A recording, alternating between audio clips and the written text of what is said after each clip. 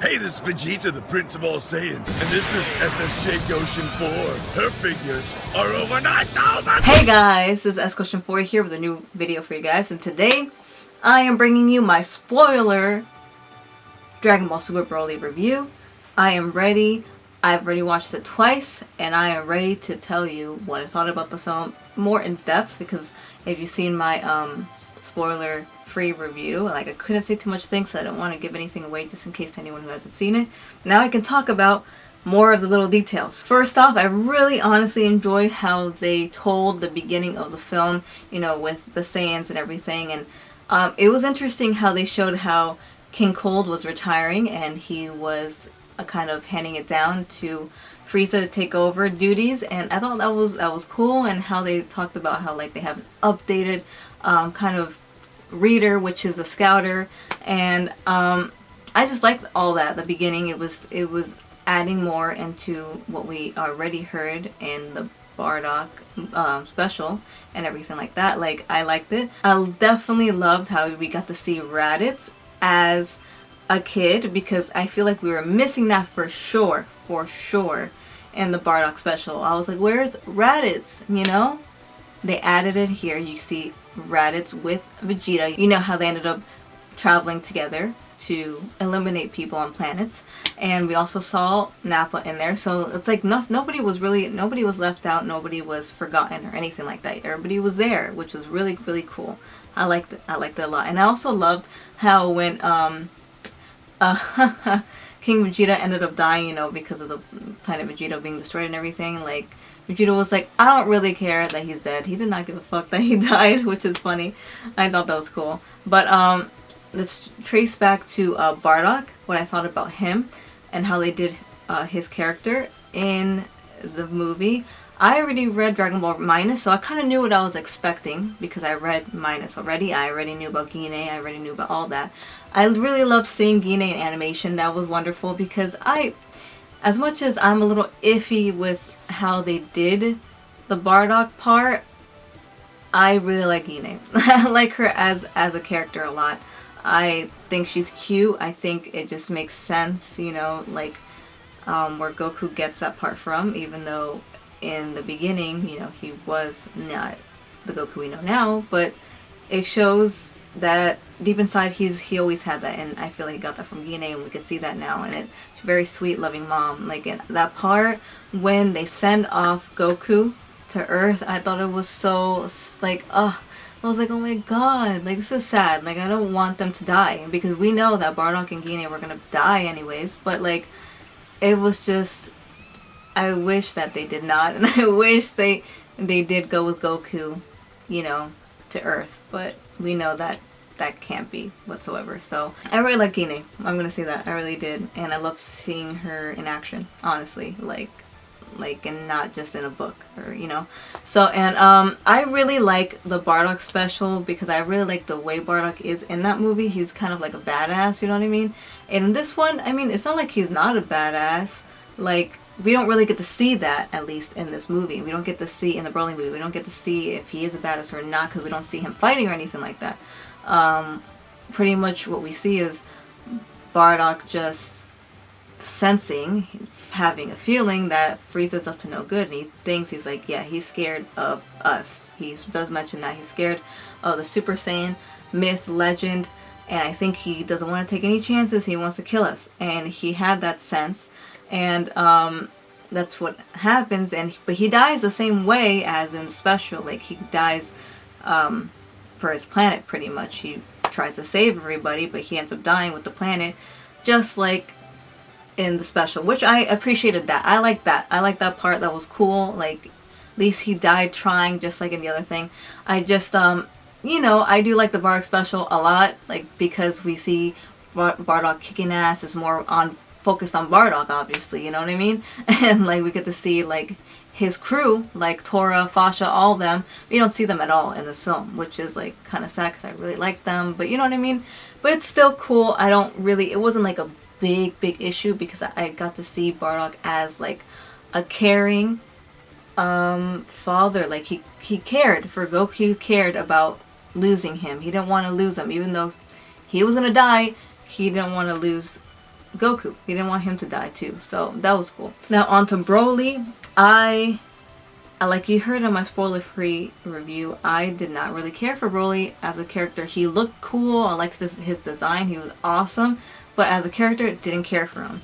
But in this movie, I do. I really like him. He's a really, really nice, like, character now. Like, it shows him that he was pretty much taken advantage of by Paragus. Paragus kind of took advantage of him to just train him into, like, this fighting machine and not really caring about him. He didn't show any care for him. He told him to shut up at one point. He just was like, I want to train him to protect me, it almost seemed like, or to, I don't know, to prove people wrong that Broly is like as powerful as they were saying he was, which is wrong how he was treating him, you know what I mean? And it just kind of showed Broly as a misunderstood person, Saiyan. Like, you know, he was always shown to just be trained, you know what I mean? It was almost like he was using him like a monkey, like literal monkey, like a trained monkey, like Paragus. Like, what the hell? Like, he wasn't a father. So I really liked how they showed, you know, Broly kind of vulnerable, you know what I mean? And when Broly told the story about his friend, Ba, and how the fur around his waist is his ear, and how, like, that was his first friend, and he was first afraid of him, but then, you know, he would train with him, and he, you know, became friendly with him. It was really cute. It showed that Broly he's not bad. He really is not a bad dude. He just wasn't showing any better, you know what I mean? He wasn't showing anything else. So he reminded me of Tarzan. He was like a kind of barbaric guy because he barely spoke. He didn't have really any manners. He wasn't taught anything except fight. You know what I mean? So it was cool to see that. Like, I really like Broly now. I'm not joking. Now I want to talk about Broly and Cheelai. That relationship there, I don't know, but there's something that's going to happen there, I feel like, because Cheelai likes Broly, and I think Broly likes Cheelai. I don't know, okay? Because you see in the film how they interacted with each other. Come on now. Come on now. And then she decides at the end to, like, go with him, you know, to pretty much live with him. What's going to happen there? Something's going to happen there. I mean, you cannot tell me that you did not notice that, because I know there's going to be a lot of fan art, probably fan fiction of the two pairing. That pairing, come on. I bet you there's a bunch of it now. So, yeah, something there for sure. Which is cute. It was really cute, actually. I really liked it. And also, Cheelai is pretty freaking slick for taking the remotes from Paragus, like just stealing it and just crushing it and being like, you know, you're not doing that no more. You're not gonna get no tasered anymore. Nah, because he's a fucking asshole. Like, your dad's a dick. No, not happening. And it was cool because she really could see that he was an average guy. He was, you know, he was just a Saiyan that was not really loved. He was not nurtured. He was just, like I said, taught to fight. And that is a little bit of a similarity to the other Broly movies, because in that he is just, all he does is he wants to just fight Goku. And in this one, he was taught to fight only by his dad. Like, you know, that's all he's been taught, really. Now moving on to the battle with Goku, Vegeta, Broly. That was so cool. Like I said in my spoiler-free animation, top-notch, beautiful as hell. CGI and traditional animation fused together to make this fluid masterpiece. It was just amazing. Like I said, it was so cool.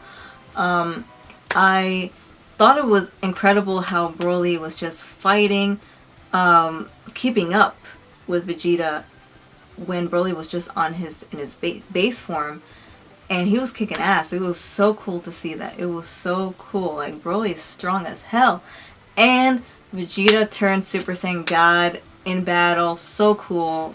The theater was cheering on when they saw that. Like, yes, God, Vegeta. That was so awesome. I loved it. It was just so different to see Broly not just wanting to attack Goku, just being like, Kakarot, Kakarot, Kakarot. You know, he was fighting Goku and Vegeta because Paragus is like, oh yeah, like, I always wanted revenge on, King Vegeta, so next best thing, his son gotta destroy him. And of course, he is teamed up with Frieza now, and you know, Frieza wants to kill their asses, so it makes more sense, I feel like now. There's more of a motive there, you know what I mean? Goku and Vegeta teaming up as Super Saiyan Blue, you know, trying to stop Broly, so cool. And I love the moment when Goku told Broly, like, I feel like you're not like the enemies we've had in the past. Like, we've had many, but I don't think you're one of them. I think you're different. You know, you can just stop right now, because I know maybe you're not really into this. You're just kind of forced to do this. I love that. I loved it. It was so cool. You know, but obviously Broly could not listen at that point because he was like barbaric. You know, he was like Uzaru, but just not in his ape form. You know what I mean? It was really nice. I really liked that line when he said that. And then we see Piccolo. Piccolo sensed that Goku was in trouble and was talking to him and was like, and Goku was like, hey, if I need it, I'm gonna go to you because Broly's really powerful. And then Piccolo was like, wow, that's a big thing to say, and he must be free to say something like that. So then that's when Gogeta comes into the picture. It was so funny when they kind of, Goku and Vegeta kind of threw Broly on Frieza, like, here, you take care of him for a while we go to Piccolo and we try to do this fusion dance correctly and do Gogeta. And it was really hilarious, that scene. That scene with Vegeta freaking like being all embarrassed because he did not want to do the fusion dance whatsoever. He was like, what? I'd rather die. And then Goku was like, listen, like, how about Bola? How about Bulma? What the hell? And then Vegeta was like, oh, you're trying to guilt trip me into this. And like, it was great. It was so funny. And when like Vegeta was doing like that pose, it's like, you expect me to do a dance? Like, really? But of course there was no other choice. Vegeta had to do the dance, and they failed twice, which was awesome because we saw the fat Gogeta, we saw the skinny Gogeta, failed attempts. So pretty much, yeah, Frieza had to keep up with Broly for like an hour because they failed twice. And then they finally got it right, and Gogeta is amazing. He's my favorite fusion. I liked him, I've always liked him better than Vegito. And, you know, in the Fusion Reborn film, he did not have enough screen time whatsoever, and he definitely had more in this film, which I was so happy about because I love Gogeta. I love him. So Gogeta goes to fight Broly, and that was amazing. I loved it when they went to like another portal almost, like they broke like the dimension. Like, it was so cool. Like, I was like, what the hell is this? It was like trippy. It was trippy as hell, and I loved it. I people were like, what is going on when that happened? Like, it was so cool. It was so cool. I thought it was so savage when Frieza killed Paragus to get Broly to go to his full potential. That was insane. I'm like, damn, he's that savage, Frieza. Wow. Like, it was smart on his part though, because he was like, I tried this with Goku, with Krillin, and he turned Super Saiyan, so how about I do this with Broly, kill his dad, see what happens. Yo, that was insane. I did not expect that. I was like, yo, what a savage. And it worked though. And of course in the end, you know, that whole battle was amazing, but in the end, what happened? Cheelai and Lemon, they wished for Broly to go back to the planet he grew up on. And Broly, in the end, is alive. And Goku wants to fight him again. And wants to train with him. So there's so much to be told right there. I cannot wait to see what's going to happen next. I cannot wait to see what is going to continue from the story. Like, what are they going to do in Super, or when they continue the series? Are they going to retell this like the other movies? I don't think they should, because the movie is perfect on its own. I don't think it needs a retelling. I think they should just continue from the movie onward. You know what I mean? And this is not going to be the last time we're going to see Broly. Not at all. Because he's living. He's just going to get stronger. Goku's going to train with him. And Goku even said, like, I can show you a thing or two, you know, like, I'm going to come back and fight you. Like, it's going to happen. So, like I said, there's just a lot of possibilities right there. Like, imagine Broly with, like, I don't know, Universe 6 fighters. Like, what? They're gonna be like, wow, look at this Saiyan. They're gonna be like, what? Look at us. But look, now that we got Broly, who is this guy? Oh, it's gonna be so crazy. Imagine Broly meets Kale. Yo, that would be crazy. That would be crazy. Broly meets Kale. Whoa. Anyways, I absolutely love the movie. I absolutely love the movie. I recommend it like hell. I did not expect this to be this good. I'm not joking. I was not disappointed whatsoever. Christopher Sabat said that after the movie, Dragon Ball fans will feel like they just had sex. Did you feel like you had an orgasm after the movie? Did you? Because that's what Chris said. I felt like so many emotions. I was definitely like tearing up at some points because I was just so like into this film. I was so into it. I was so into everything from start to finish. It was just so good. And let me tell you, I gotta give props to the voice work as well because I appreciate those guys so much for everything they do. The whole cast, the music was wonderful. Like the when they were fighting, and you hear like Kakarot, Broly, Gogeta, like the songs in the background, so cool. Like I love the score, and like I said, the cast wonderful, such a great job. They always do amazing. I mean, come on, Sean Schimmel, Chris Sabat, Meg Mignogna, it was Broly, even the new voices like Gine and Cheelai, all of them really, really great work in my opinion. Sonny Strait as Bardock, like, of course, like, so good, so good. I said enough. I said enough.